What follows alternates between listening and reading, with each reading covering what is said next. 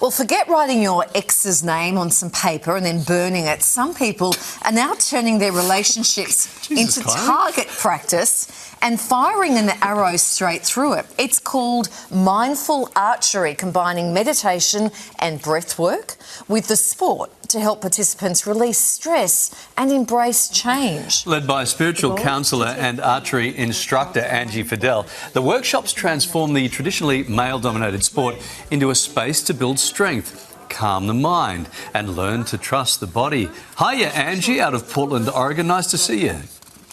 Hi, nice to see you too. This is such a unique form of self-care. How does mindful archery actually work? Talk us through it. Well, people show up with curiosity and a willingness to try something usually new, usually for the first time. And I start everybody as a beginner. Like, even if you're an expert in mindfulness, we all start at the very beginning. So it's like a gateway to mindfulness. You mentioned some people. Go ahead. No, keep going. I was just going to say some people show up for the very first time. Some people are showing up to redeem a bad experience in archery as a child or an adult. You mentioned that it was one archery lesson back in 2011 that changed your life. What happened? What did that unlock for you? Oh, man, I had wanted to do it my whole life. How do you do it? I don't know. This is before you could do pretty much anything on the internet. And I found out a friend was an instructor. He gave me one lesson. I was not good, but I could feel something in my body. I could feel the power. And that's kind of what it's about, the stance and the power and the energy that leaves the bow that gives you a release. And that was it for me. And then I was like taking all of my friends. Okay. Talk us through what happens. We turn up at your workshop and what happens then? Yeah. I lead everybody, like, get to know you, and then we would do an introductory to mindfulness, like very intro, then a walk if we're lucky enough to have a green space. And then I take people through, like, I'm a nerd for plants and plant medicine. So we talk about plants, people talk to each other, kind of relaxes everybody. And then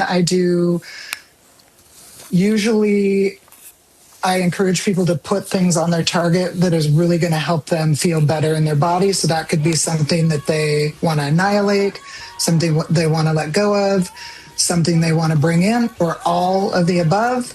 And they draw their targets. And then I'm very hands-on. I like an instructor that keeps me instructed and doesn't just throw me, to the sharks or whatever.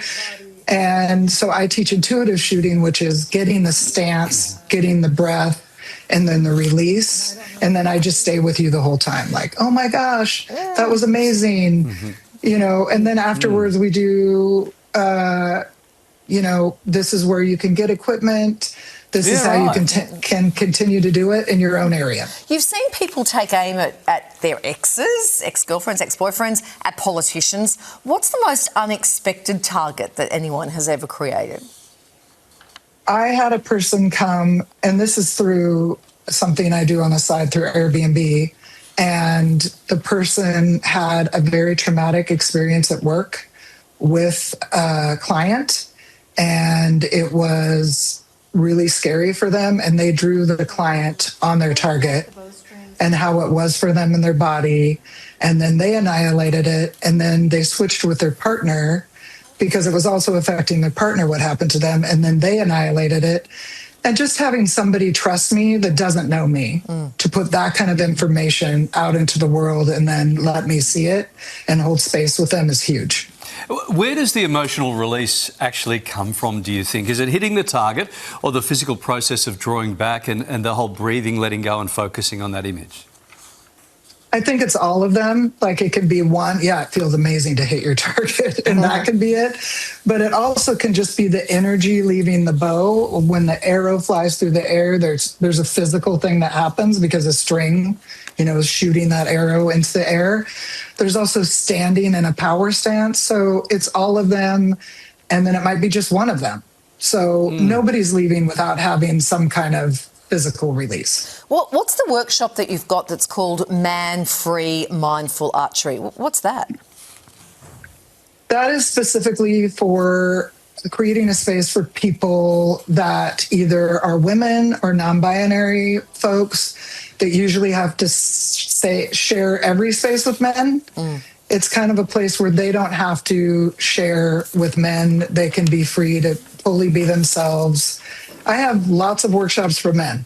Yeah. This is just one place where people don't have to maybe shrink themselves in front of men. Is it true, though, that it doesn't have to be a bad target? You can put something up there that you want to maybe manifest. Is that right? Or Oh, yeah, I've seen it all. Like, Yeah. I want to love myself more. I want to, somebody put in LA the other day, they were shooting towards getting a husband. So that was a new one. ooh, Okay, there you go. so you can manifest. So, Kylie, we've done some bullseye little targets. we came up with some So- of our own bullseyes. That Kylie wants to manifest putting an arrow through that head.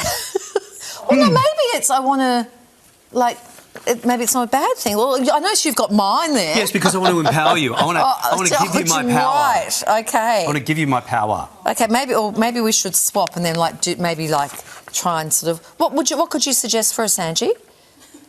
Oh, man. Like, just We've stumped her. enhancing your brain power. Who knows? I wish I could be there to experience it. Yeah, I've been working on that for a long time. I can't work it out. Could you help me enhance my brain power by throwing an arrow through my head? From across the distance, Yeah. she's actually summed us up in what our target subject is. Lovely to talk to you. Really, really interesting. Thanks for your time this morning. Thank you. Yeah, thank Thanks, you. Angie. It's a really I get the whole physicality of it, don't you think? Yeah, because you're such a physical bow and arrow archer type. I Like can me see in the you out promo there. this morning, I couldn't even Yeah, figure out how to work the toy one. Yeah. But don't you think? That's right.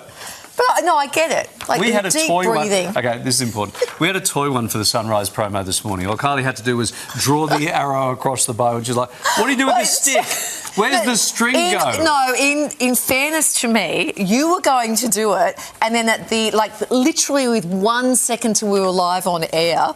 Oh, that target's now shaping up, isn't it? To 1 second, we said we'd swap, Just do it. And then I Just do didn't. it. I panicked. It was a panic swap, and I didn't have time to. Watch this.